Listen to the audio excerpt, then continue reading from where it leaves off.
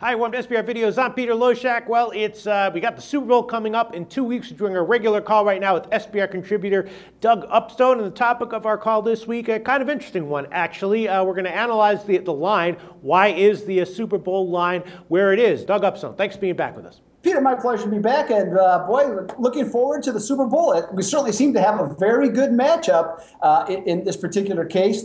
Two number one seeds, and just like last year. But I think the results are going to be far different than last year, a much more competitive game. And I'm curious also to hear your opinions, Peter, as to what I have to say about these things. Well, yeah. Well, as a lot of people have been discussing, this might wind up being the Super Bowl with the most competitive point spread ever in history. It might wind up dead on pick'em, which of course has never happened in the Super Bowl. So let's just first of all hear your thoughts. You know, a lot of people might be wondering why is this line pick'em? I mean, first of all, I believe that it did open around 2.5 very, very early in Vegas, got quickly bet down. Now it's down to pick'em at some places, and actually the Pats, I think, are -1 or even -1.5 at some offshore sports books. So, give us just a breakdown of this line. Tell us why Seattle shouldn't be the favorite of 2.5 as they were initially. One of the first things I want to talk about with you, Peter, is, the differences in the quarterbacks. We have two elite guys in Tom Brady and Russell Westbrook. And my opinion anyways, I think Brady's the better passer just overall in terms of accuracy. And even though he's not quite the deep thrower he used to be when he was a little bit younger. And I think he certainly will be tested in this game because with with Seattle's secondary, he's going to have to be really accurate with his throws. And not that he certainly can't be, especially in that short passing game. And if there's one area that Seattle's defense has struggled some this year in particular, it has been in the short passing game where they've given up, a relatively high percentage based on, what they normally do. But then, you look at Russell Wilson, and the really interesting thing about Russell Wilson to me, and this you have to put in your mind here, the way back machine. When Tom Brady was winning 3 Super Bowls in 4 years in his first 4 seasons, he was not the prolific thrower. He was really, in the looser term, a game manager. He did what was needed. He found ways to win. So really, to my way of thinking anyways, Russell Wilson at this point of his career, he's just kind of a reincarnation of Tom Brady with the ability to do things that helps his team to win and doesn't necessarily put up, fantastic numbers. Now, he certainly does it in a far different way. His legs are fantastic. He's able to get out of the pocket, create plays. I think that makes him an exceptional player, and he is a good thrower, and he's particularly good when he gets out of the pocket, and he has a tremendous skill of being able to square his shoulders and to throw the ball accurately down the field. But when I break this down between the two quarterbacks, again, in my opinion, I think Brady, in terms of the betting line, is probably about a 3-point choice over Wilson in this case. All right. Well, let me ask you a question. Now, let's jump to the defense for a second because you just mentioned obviously Seattle's defense. Seattle's awesome defense obviously is a huge factor in setting this line.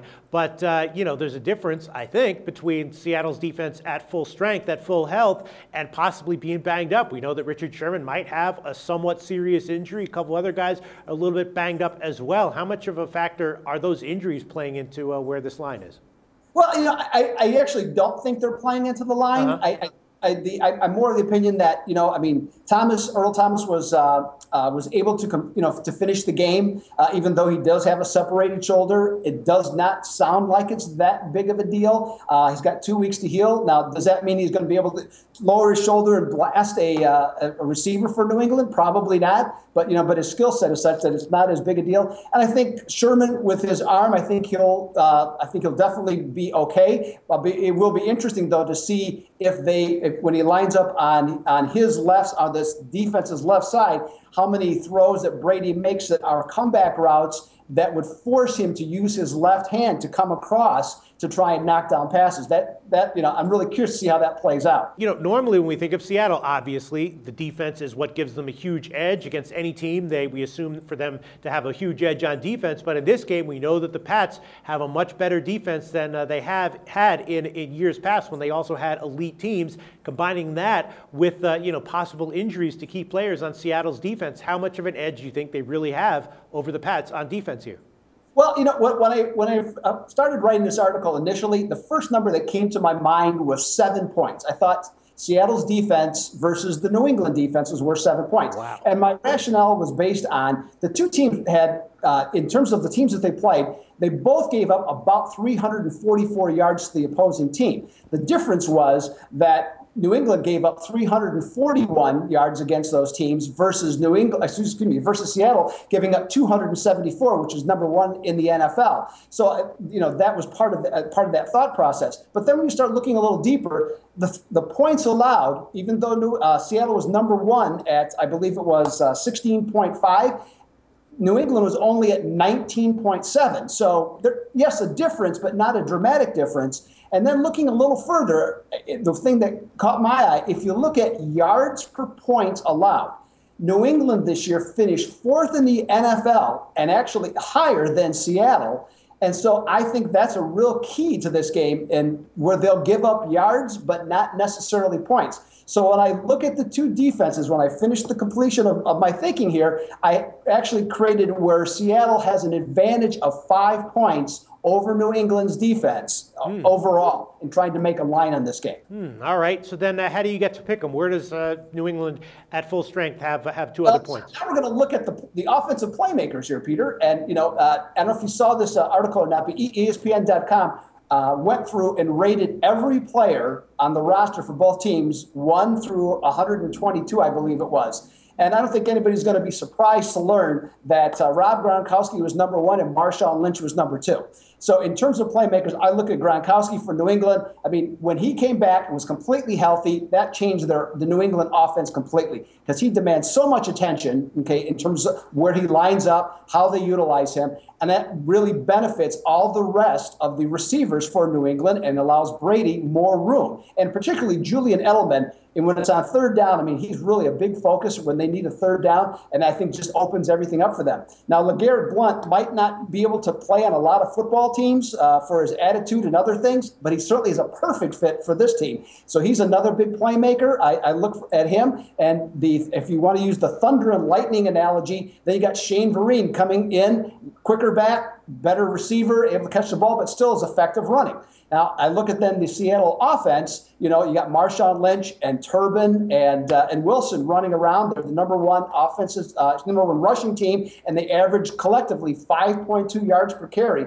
Now, the Seattle receivers, not so hot. I mean, they're an okay bunch, but losing Golden Tate and Percy Harvin, somewhat from this year, and even though he didn't play a ton, it certainly was a factor in the playoffs last year. So I think that was a big loss. So when I break it all down, I look at New England, I look at Seattle in terms of playmakers, in terms of offense, and I give the edge to New England by having 3 points. So when you add it all together, Peter, now, I'm not talking about coaches just yet, right, but at all, I got New England -1 in the most important factors in the game concerning the players. So just hearing what you're putting everything that you have told us together, you see a significant edge at quarterback for the Pats, more playmakers on offense for the Pats, and maybe not quite as big of an edge on defense for Seattle, and possible injuries for Seattle. Adding it all up, sounds like maybe you're leaning towards the Pats here as a side with value. Yeah, I mean, I definitely am at this point, leaning towards them. No matter what, I can already tell you, it's not going to be a strong feeling or a strong play in this game. And if this line, for example, would continue to rise in New England's favor, I'm not sure I would, necessarily support it, from that standpoint. I do give an edge, and in this case, a half-point edge to Bill Belichick as coach. I think Pete Carroll is a terrific coach. But we're talking about a Hall of Fame coach who's been to 5 Super Bowls. I'm going to give a half point to Belichick just based on that. So my line in this game, Peter, I would have New England at 1.5 going into. But what about this? I mean, part of Belichick's, big edge comes from cheating, and we know that they got exposed last time, so that's probably not going to be something that he's going to be able to use too effectively in the Super Bowl, right? I'm not going to. Now, Spygate, I'll give you that one, but this inflated ball thing, and I'm the first to admit it doesn't look good. But I'm going to let the process play out on it a little bit, so that we know what is what. But yeah, I'm not in the camp of the whole New England thing as far as cheating to win. I think they've been pretty talented over all these years. Sure. I'm just saying they cheat. It's been part of it's been known. It's been part of their advantage. It's a handicapping factor that we use, and it's something that's probably going to be somewhat mitigated in the Super Bowl because of Deflategate, right? I'm not buying into the cheating. I've rendered Doug Upzone speechless. All right, Doug Upzone. Well, thanks so much for your thoughts. I think we got it. Basically, as of right now, you're given a slight lean towards New England, but you're not seeing too much value one way or the other with the spread. You feel it's pretty accurate. I definitely think it's accurate, and it'd be hard pressed to find many Super Bowls where it wasn't accurate, even though the outcome might have been quite a bit different than the actual number. Right. All right, thanks so much for your thoughts, Doug Upzone. The SBR Network offers free sports picks and game breakdowns, big money free betting contests year-round, a real-time Vegas-style odds monitoring service, and much more. So come see for yourself. To stay updated on SBR news and promotions, follow us on Twitter, Facebook, and Google+, and do be sure to subscribe to the Sportsbook Review YouTube channel to catch all our daily sports shows.